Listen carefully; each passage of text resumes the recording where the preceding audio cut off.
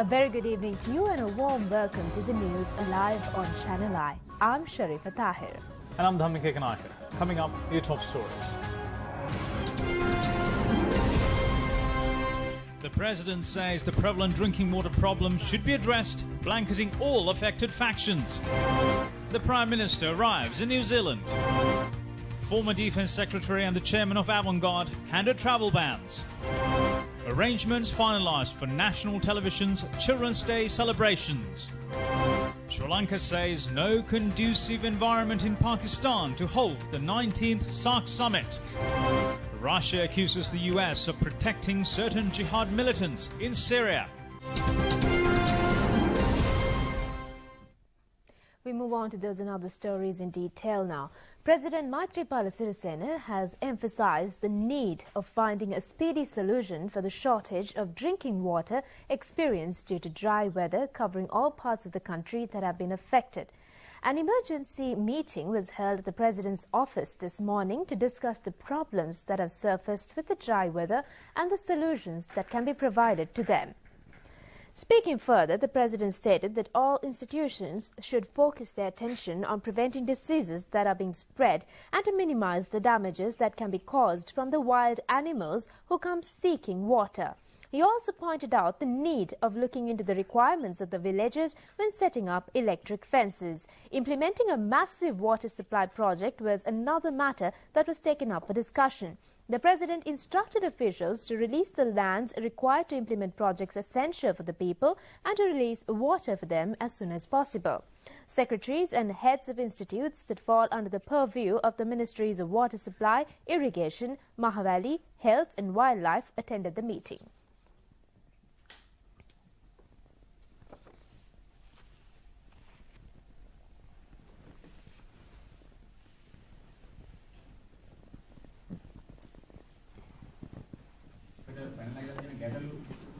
Meanwhile, a special discussion was held at the Hambantota District Secretariat today on providing relief to the people who have been affected from the dry weather. At the meeting, it was revealed that there is a shortage of drinking water in Thangalla, Katuwana, Okevala and Anganukula Palace Divisional Secretariat areas. Minister Sajid Premadasa pointed out the current relief program is inadequate to provide relief to the affected. Minister Mahinda Amravira said priority has been given to providing drinking water. Minister of Disaster Management Anura Priyadarshini Yapa said allocations will be made soon to provide water using bowsers. Meanwhile, Deputy Minister of Mahawali Development and Environment Anuradha Jayaratne visited Mahawali Reservoir Complex today to inspect the water levels of the tanks and their ability to generate hydropower. The minister said the water levels have not yet reached an alarming level.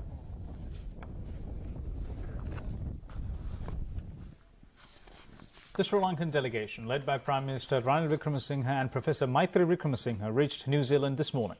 The Premier's three-day official visit to New Zealand is taking place according to an invitation extended by Prime Minister John Key. Prime Minister Ranil Wickremesinghe was welcomed in Auckland by the New Zealand Minister of Primary Industries, Nathan Guy. Sri Lankan High Commissioner to New Zealand, Somasundaram Skandakumar, was also present on the occasion. A group of ministers, including Chief of Prime Minister's Staff, Minister Sagala Ratnayaka, and a group of officials, including Secretary to the Premier Saman Ekanayaka, have joined the visit as well.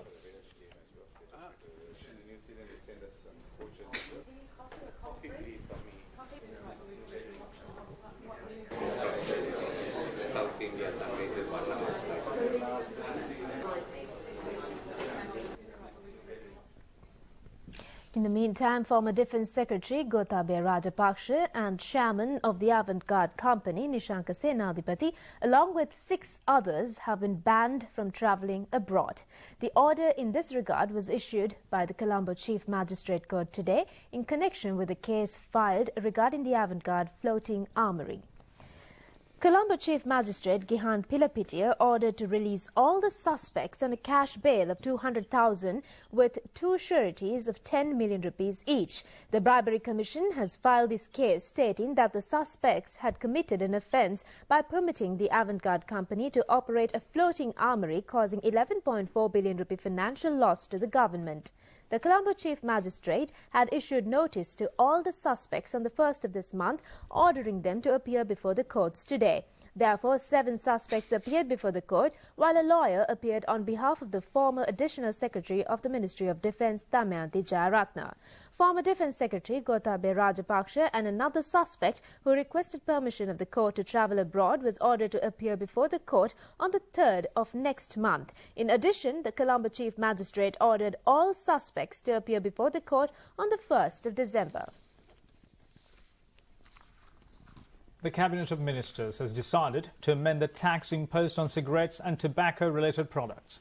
Therefore, the 15% value-added tax will be reimposed on cigarettes. In addition, approval also granted increased production of tax by 5 rupees per cigarette. Furthermore, it has been proposed to increase the cess on import of bidi leaves from 2,000 to 3,000 rupees. The Cabinet has decided to implement a nationwide program to minimize the tobacco use in the country as well. The World Health Organization has identified that taxation is an effective measure to control the use of tobacco and cigarettes. Therefore, the President and the Minister of Health has presented a joint proposal to amend the tax imposed on cigarettes and tobacco-related products. The Sri Lankan government has announced that the prevailing environment in Pakistan is not conducive for holding the 19th SAARC summit in Islamabad. Sri Lanka is the 5th member country to make such an announcement. The communique issued by the Ministry of Foreign Affairs states that Sri Lanka regrets that the prevailing environment in the region is not conducive for holding the SAARC summit. The general provisions of the SAARC Charter require that decisions at all levels should be taken on the basis of unanimity. Therefore, this applies to the convening of meetings of heads of states or government of SAARC member states as well. The communique goes on to say that Sri Lanka condemns terrorism in all its forms as well as manifestations and stresses in this regard the need to deal with the issue of terrorism in the region in a decisive manner. Before Sri Lanka, India, Bangladesh, Bhutan and Afghanistan had stated that they will not participate in the SAARC summit. The tense situation between India and Pakistan has led to the issues pertaining to the SAARC summit. India has launched an operation against the separatists in Kashmir. It has also carried out airstrikes to the camps of militants. The Youth Front of the Sri Lanka Freedom Party says Tamil political party leaders should contribute to the efforts of President Maithripala Sirisena to create reconciliation in the country.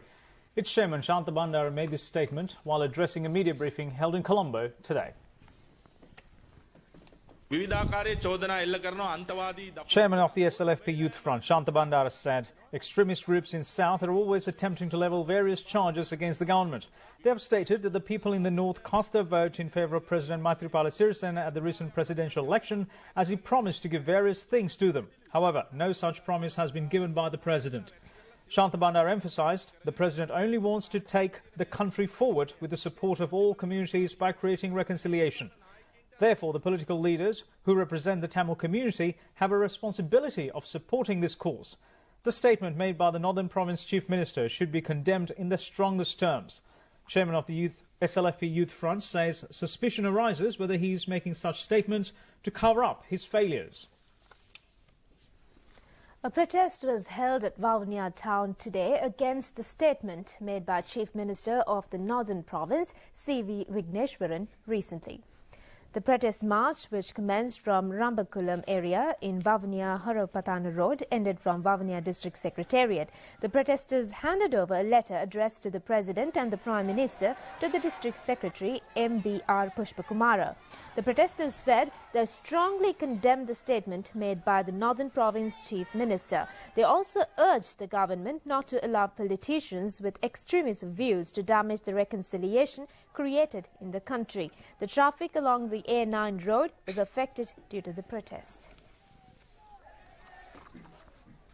The World Children's Day falls tomorrow.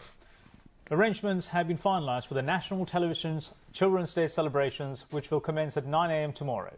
The children will be given the opportunity to win fabulous prizes as well.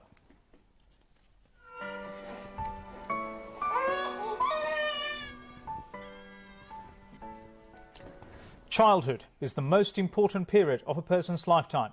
It is the best time to create a foundation for a better person. coincide with this, the national television's Children's Day celebrations will be held under the theme Elders Lend Your Hand to Protect the Beautiful World of the Children. It will be held covering the Independence Square and the national television premises. Art competitions, adventure and sporting events and stalls that educates the general public on child rights are some of the highlights of the event. Furthermore, children who will be visiting the Rupavahini premises will be given the opportunity to win a bike every half an hour. In addition, those who watch the program from home will also be given the opportunity to win a bike.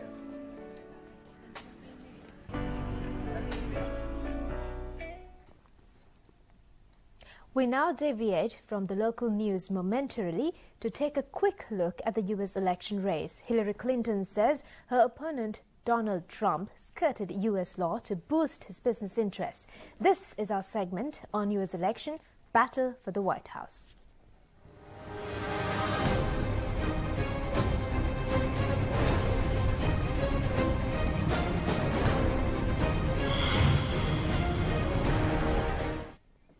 Cuba and the United States re-established diplomatic relations in July last year after decades of hostility following the 1959 revolution in which Fidel Castro's rebels overthrew a US-backed government. Clinton has signaled she would continue President Barack Obama's policy of re-engagement with Cuba, urging Congress to end its trade embargo against the island.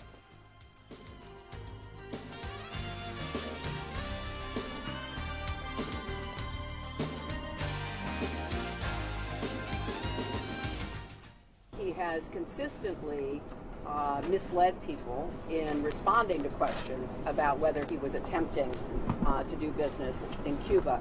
So this adds to the long list of actions and statements that raise doubts about his temperament and qualification to be president and commander-in-chief, and also really continue to stonewall the American voters who deserve to know this information before they cast their votes early or on November 8th. What I want to do to keep America safe and to provide the kind of steady, strong leadership that the country needs. Donald Trump has said he would reverse the U.S. opening of relations towards Cuba unless it allowed religious freedom and freed political prisoners. He accuses Democratic rival Hillary Clinton of being corrupt and urges voters to follow the money during a rally in New Hampshire.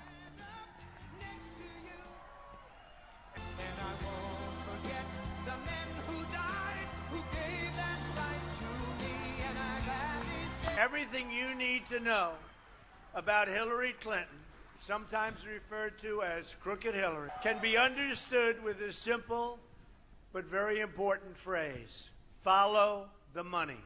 The large corporations who support terrible trade deals, offshore jobs, they take these jobs, they offshore the jobs, they're donating to Hillary Clinton. It's called follow the money. The Wall Street investors who have rigged the regulations against the middle class, they're donating to Hillary Clinton. Follow the money. What's going on in this country is so sad, but it will change. Remember, November 8th, November 8th. Meanwhile, U.S. First Lady Michelle Obama campaigned in the battleground state of Pennsylvania, talking tough about Republican presidential nominee Donald Trump without mentioning him by name.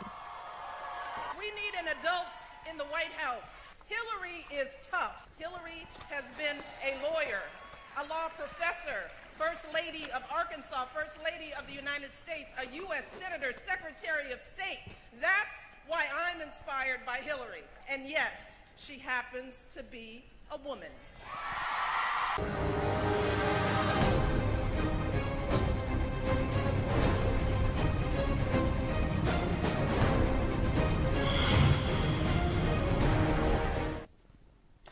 It's time to look around Asia with Asia in a Minute.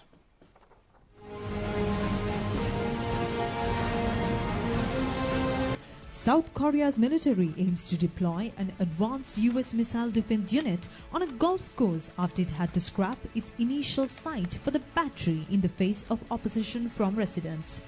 Philippine President Rodrigo Duterte says he wants to slaughter 3 million drug addicts in the Philippines, similar to German dictator Adolf Hitler's persecution of the Jews. A salt lake in northern China's Shanxi province has become a new tourist attraction after a portion of it recently turned red. The lake, formed around 500 million years ago, is called China's Dead Sea. Chinese leaders lay floral baskets at Tiananmen Square to commemorate Martyrs' Day, a day ahead of the country's National Day.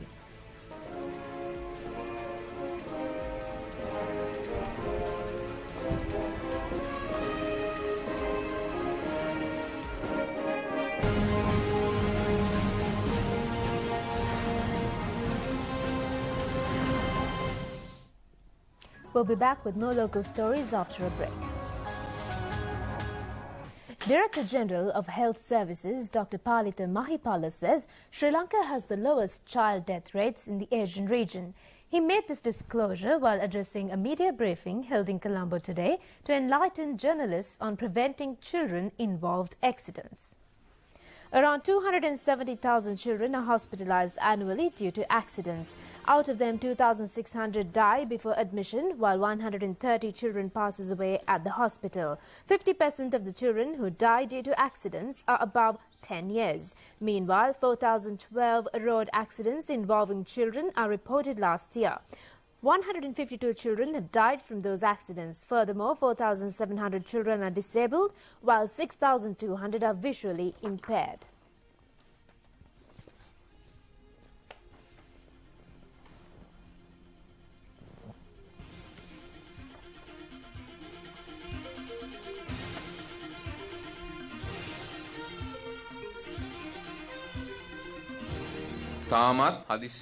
Director General of Health Services Dr. Palitha Mahipala said most of the accidents are preventable. The main objective of declaring World Children's Day is to protect the children. Therefore, all sectors of the society should be eager to fulfill that objective. යොමු නොකිරීම නෙමෙයි. සමහරට දෙමව්පියා හිතන්න පුළුවන් ක්‍රීඩාවට යවුවේ නැත්තම් මේක 100%ක් පළකිනවනේ කියලා. හැබැයි ක්‍රීඩාව ඉතා අවශ්‍යයි. ඒ ජාත්‍යන්තර ළමා දිනේ පුළුල් අරමුණු තමයි ළමයා ආරක්ෂා කිරීම, ළමයා සුරක්ෂිත කිරීම, ළමයා සංවර්ධනය කිරීම, කායික සහ මානසික වශයෙන් සහ මේ රටේ අනාගතයේ බාර ගැනීම සඳහා හැකියාව දක්ෂතාවය ලැබෙන විදිහට ළමයා ඉදිරියට ගෙන යාම තමයි පුළුල් අරමුණු. Meanwhile, a week has been declared to prevent accidents involving children parallel to the World Children's Day, which falls tomorrow. It will be effective from today to the 6th of next month. The international conference titled Future Policing, Prospects and Challenges for South Asia will be held in Colombo from the 4th to the 6th of next month. It will be jointly organised by the National Police Commission, Regional Centre for Strategic Studies and the Sri Lanka Police in collaboration with the United Nations. At a media briefing held in Colombo recently, it was announced that the event will take place to coincide with the 150th anniversary of the Sri Lanka Police. President Maithripala Sirisena will grace the inaugural session as the chief guest. The conference will also be attended by serving heads of police in South Asia and their representatives, as well as several scholars and experts who have research and political experience on policing in South Asia. Academics, professionals, experts and civil society will be invited to participate in the first 2 days of the event. A closed-doors meeting will take place on the final day between various scholarly experts and professionals. In Sri Lanka itself, during the civil conflict in the past 3 decades, the police thwarted hundreds of crimes and terrorist activities, functioning as a crucial arm of security in Sri Lanka. In more recent years, community policing has emerged as a major strategic pillar of policing practices. Community policing is a strategy that makes the police more effective at crime prevention and control through community engagement. While celebrating its 150th anniversary in September 2016, the Sri Lanka Police has prioritized the community-oriented policing that stresses policing with and for the community rather than policing of the community, with a view to improving the quality of life individuals and communities. The musical show titled Handuna Gattut Obama, organised by the Sri Lanka Rupavahini Corporation in connection with the 8th death anniversary of veteran musician Dr. Premasiri Kemadasa, will be held at the Nelumpokana Theatre at 6:30 p.m. tomorrow.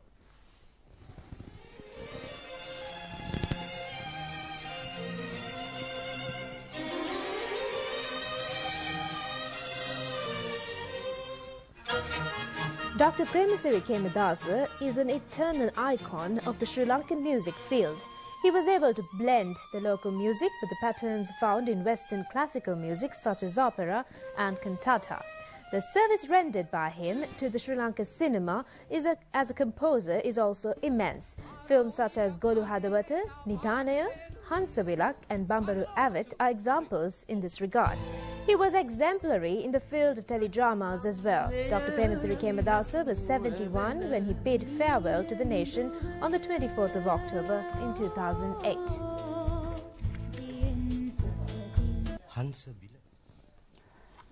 And now to give you a stock update. The all-shares price index closed at 6,534.77 points, increased by 6.47 points, and the S&P SL20 index closed at 3,617.32 points, dropped by 5.61 points at the end of trading in Colombo Stock Exchange today. Turnover was over 1,320,000,000 rupees.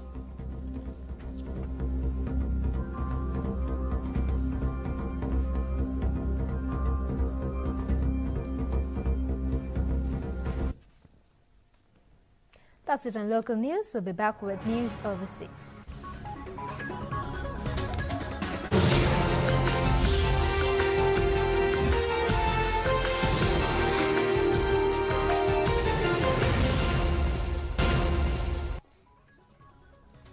Welcome back, and we move on to news overseas now. Russia's Foreign Minister Sergei Lavrov says that the US is trying to spare a jihadist group in its attempts to unseat Syria's President Bashar al-Assad.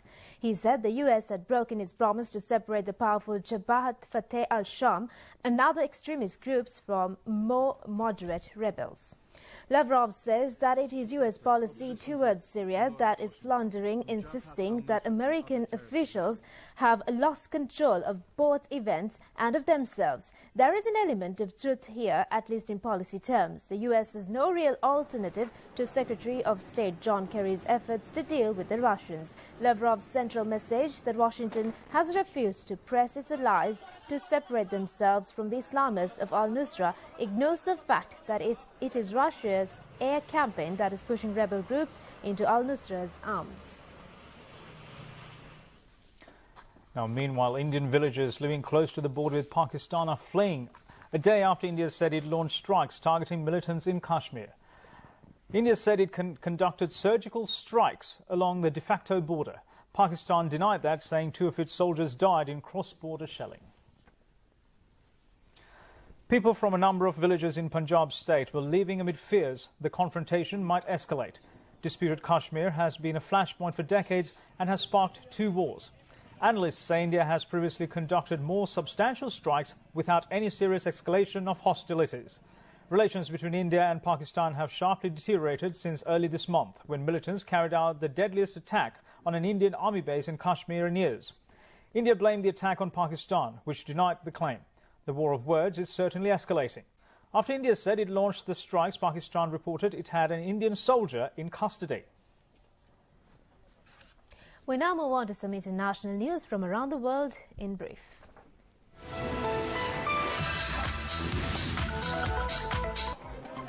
A woman has been killed and 108 other people injured, some of them critically, after a commuter train crashed into a railway station in the US state of New Jersey. The train reportedly went through ticket barriers and into the reception area of Hoboken Station. A huge emergency services operation swung into action following the crash, with firefighters and transport staff helping people from wrecked carriages.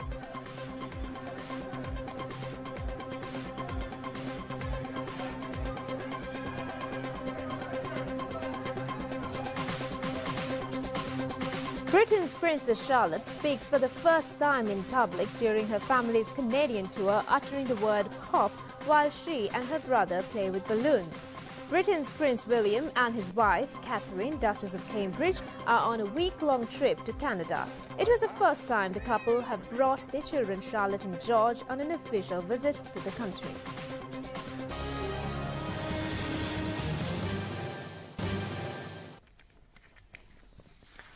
Time for sports, and it is cricket. Now, the 2016 ACDC cricket tournament commenced today under the auspice of Minister of Mass Media and Parliamentary Reforms, Ganta Karunatilaka. 32 men's teams and 12 women's teams are taking part in this year's tournament. Joining the inauguration ceremony, the Minister said participation of the sports personnel from the north is one of the highlights in this year's event.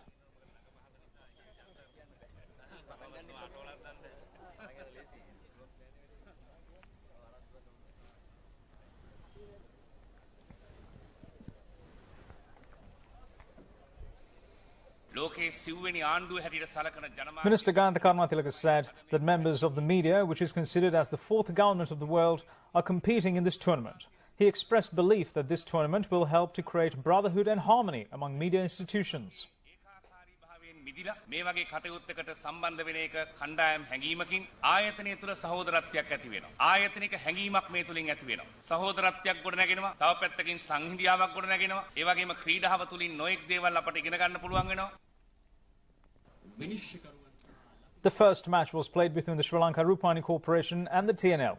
The national television was able to record a convincing victory in the match. TNL team, who batted first, only scored 28 runs all out. The national television reached the target with 9 wickets in hand. The women's team of the Rupavahini Corporation also played their first match today against the women's team of the Department of Information. Batting first, the Department of Information scored 62 runs. In reply, the national television reached the target with all the wickets in hand. The tournament will go on until the 2nd of next month at the Thurston grounds.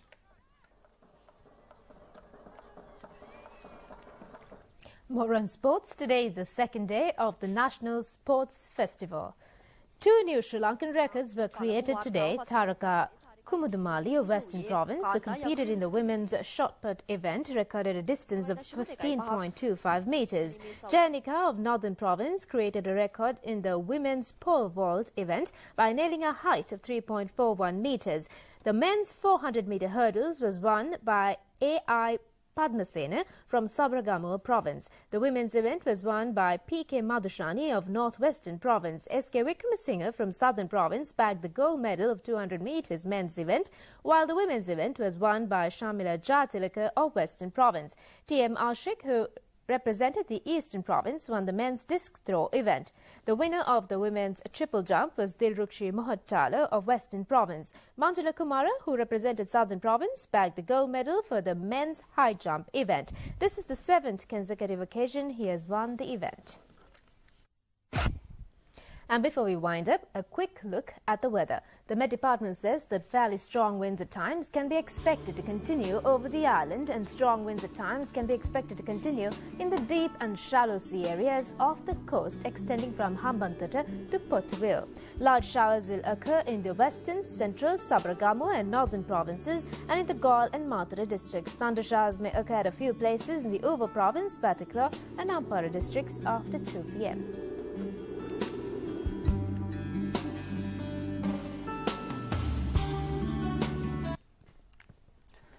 And that's all from us at Rupavahini Shala English News. Thanks for watching. Good night.